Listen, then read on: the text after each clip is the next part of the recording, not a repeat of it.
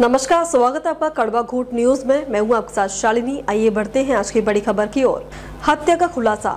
गरियाबंद के राजिम थाना क्षेत्र के वार्ड क्रमांक 6 लोधिया तालाब में मिले युवक की रहस्यमय हत्या का राज आखिरकार खुल गया है। पुलिस ने महज 48 घंटे के भीतर हत्या की गुत्थी सुलझाते हुए 2 नाबालिग सहित 4 आरोपियों को गिरफ्तार कर लिया है। मृतक की पहचान राजिम निवासी दुर्गेश साहू के रूप में हुई थी, जिसकी लाश तालाब में हाथ पैर बंधे, मुंह में कपड़ा ठूसे और कमर में पत्थर बांधे हालत में बरामद की गई थी। पुलिस जांच में ये बात सामने आई है कि मृतक दुर्गेश साहू और आरोपी वीरेंद्र धीवर के बीच 1000 रुपए के लेन देन को लेकर विवाद चल रहा था। घटना के दिन आरोपी वीरेंद्र धीवर ने मृतक को तालाब के पास बुलाया और उससे अपने पैसे की मांग की। इसी विवाद ने गंभीर रूप ले लिया। घटना वाले दिन दुर्गेश ने पैसे वापस नहीं करने की बात कही, जिससे नाराज होकर आरोपियों ने उसकी निर्मम तरीके से हत्या कर दी। बताया जा रहा है कि सभी चारों आरोपी नशे में चोर थे और सभी ने मिलकर दुर्गेश को तालाब के किनारे सुनसान स्थान पर बुलाकर उससे पैसे की मांग को लेकर विवाद किया और उसी दौरान लात घूंसों और पत्थरों से मारकर उसकी बेरहमी से हत्या कर दी।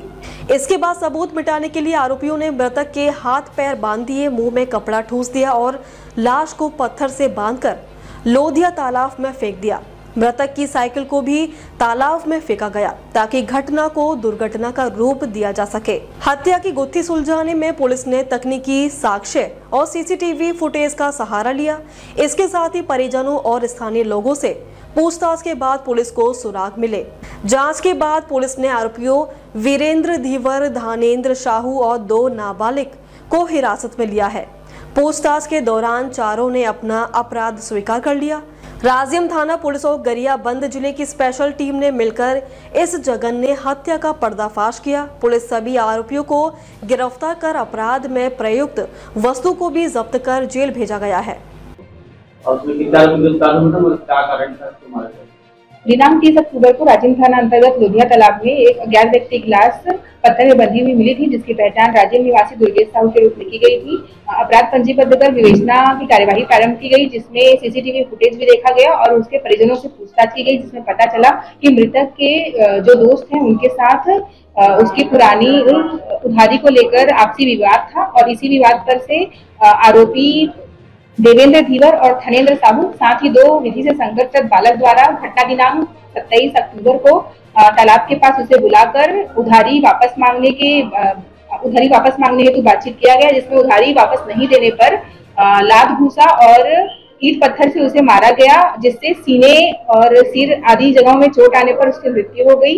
मृत्यु पश्चात साक्ष्य को छुपाने के उद्देश्य से लाश को पत्थर से बांधकर तालाब में फेंक दिया गया और उसकी साइकिल भी तालाब में फेंक दी गई थी। आरोपियों ने अपना अपराध कबूल कर लिया है और उन्हें माननीय न्यायालय के समक्ष आज प्रस्तुत किया जा रहा है।